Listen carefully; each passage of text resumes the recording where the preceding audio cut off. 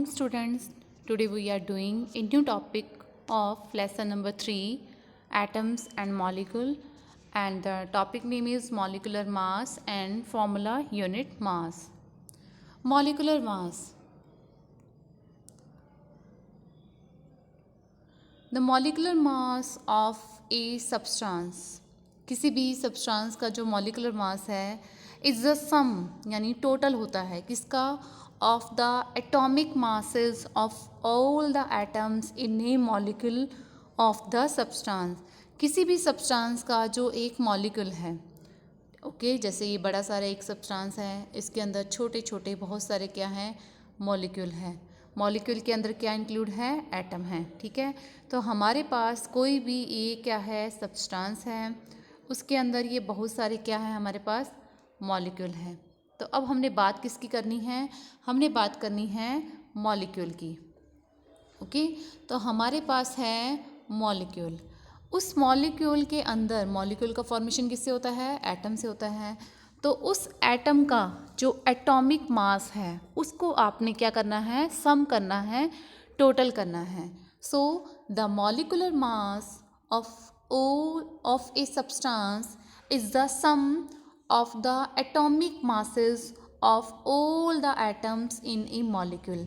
किसी भी मॉलिक्यूल का फॉर्मेशन एटम से होता है। अब हमने क्या करना है, मॉलिकुलर मास निकालना है। तो उस मॉलिक्यूल के अंदर जितने भी एटम इंक्लूड हैं उन सब का एटॉमिक मास जो है उसको आपने क्या कर देना है, टोटल कर देना है, ऐड कर देना है, और वो आंसर क्या हो जाएगा हमारा मॉलिकुलर मास का।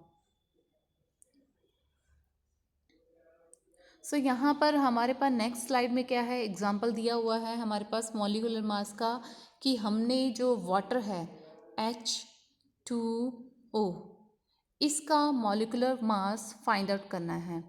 तो H2O ये मॉलिक्यूल है, इसका फॉर्मेशन हो रहा है किन किन एटम से, H से और O से, यानी हाइड्रोजन से और ऑक्सीजन से। 2 एटम्स हैं इसके अंदर, हाइड्रोजन एटम है और दूसरा एटम कौन सा है, ऑक्सीजन एटम है।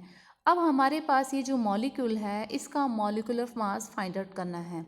तो सबसे पहले तो आपको जो पहले टेबल लर्न करवाई हुई है एटॉमिक मास की, वो आपको क्या होनी चाहिए, अच्छी तरह से लर्न होनी चाहिए। जिसमें हमारे पास हाइड्रोजन का एटॉमिक मास क्या होता है, 1 होता है।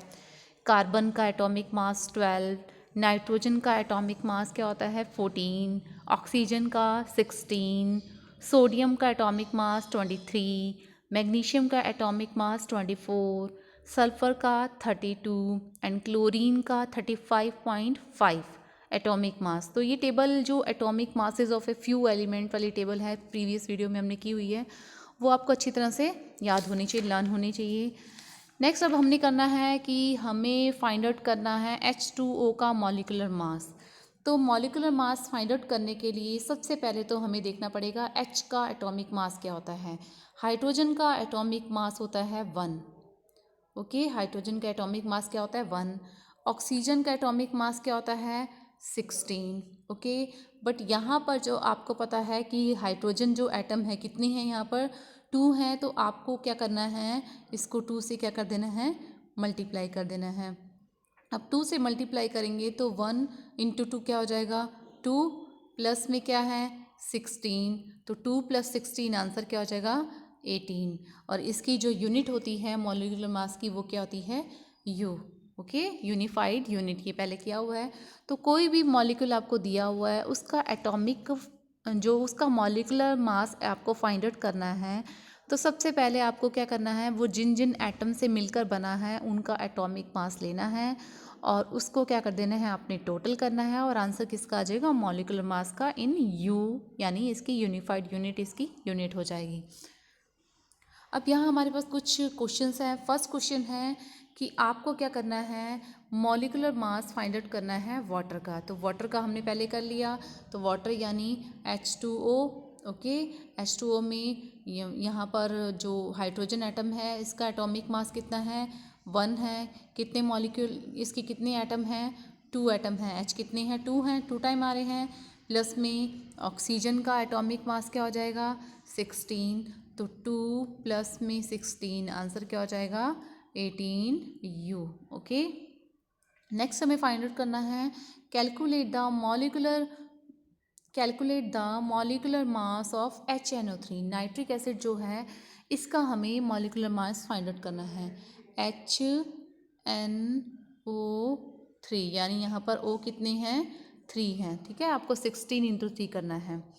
तो यहाँ देखिए सबसे पहले हमारे पास है H, तो H का एटॉमिक मास लेना है, प्लस में किसका लेना है, N का एटॉमिक मास, प्लस में हमारे पास हो जाएगा O का, और O कितनी बार है यहाँ पर, 3 बार। तो H का एटॉमिक मास प्लस में N का एटॉमिक मास प्लस में ऑक्सीजन का एटॉमिक मास इंटू में 3 हो जाएगा।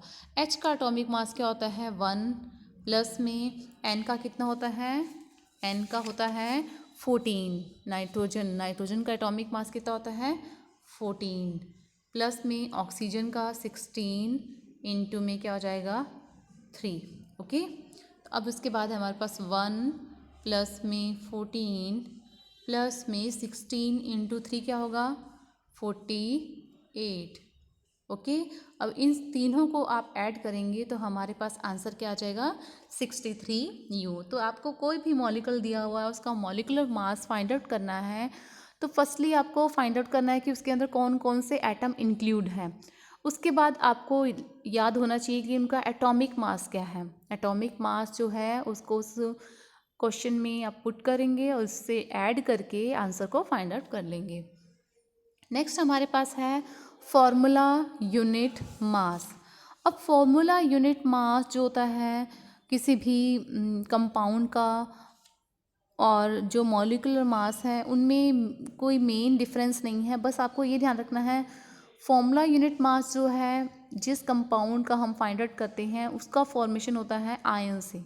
वो किससे बना होता है, आयन से बना होता है। ओके, तो हमारे पास फॉर्मूला यूनिट मास की डेफिनेशन क्या है, the formula unit mass of a substance is sum. यहाँ पर भी क्या करना है, हमने सम करना है, टोटल करना है, किसका, सम ऑफ द एटॉमिक मास। यहाँ भी एटॉमिक मास का ही टोटल करना है। किसका एटॉमिक मास है, ऑफ ऑल एटम, या हम यहाँ लिख सकते हैं all ion in a formula unit of A compound. किसी भी कंपाउंड के अंदर जितने भी आयन हैं उन आयन्स का आपने एटॉमिक मास लेना है और उसका क्या कर देना है, आपने टोटल कर देना है। The word formula unit for those substances, उन सब्सटेंसेज के लिए यूज़ होता है, those whose constituent particles are ion, जिसका निर्माण किससे होता है, आयन से होता है। उन सब्सटेंसेस के लिए फॉर्मूला यूनिट मास को यूज़ किया जाता है। तो फॉर्मूला यूनिट मास में क्या होता है, हमने आयंस का एटॉमिक मास लेना है, उसको ऐड करना है और आंसर को फाइंड आउट करना है। The formula unit mass of a substance is a sum of the atomic masses of all substances in a formula unit of a compound. Formula unit mass is calculated in the same manner as we calculate the molecular mass. The only difference is that we use the word formula unit for those substances whose constituent particles are ion. जिनके constituent particles क्या होते हैं, ion होते हैं, उनके लिए ये word, ये टर्म को यूज़ किया जाता है। अब हमारे पास है इसका एग्जाम्पल में जैसे हमें सबसे पहले हम देखते हैं NaCl का, NaCl ये हमारे पास क्या है, एक कंपाउंड है, नमक है, सोडियम क्लोराइड, उसमें से हमने एक यूनिट ली है NaCl। NaCl में हमें सबसे पहले जो Na आयन है और जो क्लोराइड आयन है इनका एटॉमिक जो मास है वो याद होना चाहिए। अब यहाँ पर Na कितने हैं, ये भी 1 है, और Cl कितने, क्लोराइड कितने आयन हैं, 1 है। तो जो सोडियम का एटॉमिक मास है प्लस में हमने क्या करना है, क्लोराइड का एटॉमिक मास। सोडियम का एटॉमिक मास होता है 23, प्लस में क्लोराइड का होता है 35.5। इन दोनों को ऐड करेंगे तो आंसर क्या आ जाएगा, 58.5U। ओके, तो जो भी आपको आयन दिया हुआ है उन आयन का एटॉमिक मास लिखना है, उसको ऐड करना है और आंसर फाइंड आउट करना है। अब इस क्वेश्चन में हमारे पास है CaCl2, कैल्शियम क्लोराइड जो है उसका हमें formula unit mass find out करना है। तो सबसे पहले हमारे पास है Ca, इसका एटॉमिक मास, प्लस में क्लोराइड का एटॉमिक मास, लेकिन क्लोराइड कितने हैं यहाँ पर 2 हैं, तो यहाँ 2 से हम मल्टीप्लाई कर देंगे। अब हमें कैल्शियम का एटॉमिक मास पता होना चाहिए। कैल्शियम का एटॉमिक मास होता है 40, प्लस में क्लोराइड का होता है 35.5, इंटू में क्या है 2 है। ओके, तो 40 प्लस में 35.5 को यदि हम 2 से करेंगे तो आंसर क्या होगा 71। इन दोनों को ऐड करेंगे 40 और 71 को, तो हमारे पास आंसर क्या हो जाएगा 111। यानी हमने 40 प्लस में 71 को ऐड करना है, तो आंसर क्या आ जाएगा 111 यू, यानी 111 हमारे पास क्या आ जाएगा आंसर आ जाएगा। तो फॉर्मूला मास यूनिट में आपने क्या करना है, जो भी आयंस हैं उनके एटॉमिक मास को आपने ऐड करना है और फॉर्मूला यूनिट मास को कैलकुलेट करना है। Now you have to do following question. Question number 1, calculate the molecular mass of H2, O2, Cl2, CO2, CH4, C2H6, C2H4, NH3, CH3, OH। इन सभी के आपको मॉलिक्यूलर मास फाइंड आउट करना है। Process वही रहेगा, जैसे H2 है, इसके अंदर क्या है H कितने हैं 2 हैं, तो आपने क्या करना है H का एटॉमिक मास होता है 1, इसको क्या कर देना है 2 से मल्टीप्लाई कर देना है, आंसर क्या हो जाएगा 2U।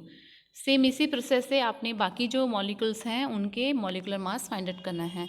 नेक्स्ट सेकंड क्वेश्चन है हमारे पास, calculate the formula unit mass of ZnO, Na2O, K2CO3 and उसके आपको एटॉमिक मास यहाँ नीचे दिए हुए। इन एटॉमिक मास के यूज़ करके आपने ऊपर जितने भी फॉर्मूले हैं, जितने भी कंपाउंड हैं, उनके फॉर्मूला यूनिट मास को कैलकुलेट करने हैं और कैलकुलेट करने के बाद इनकी पिक मुझे सेंड करनी है। Thank you.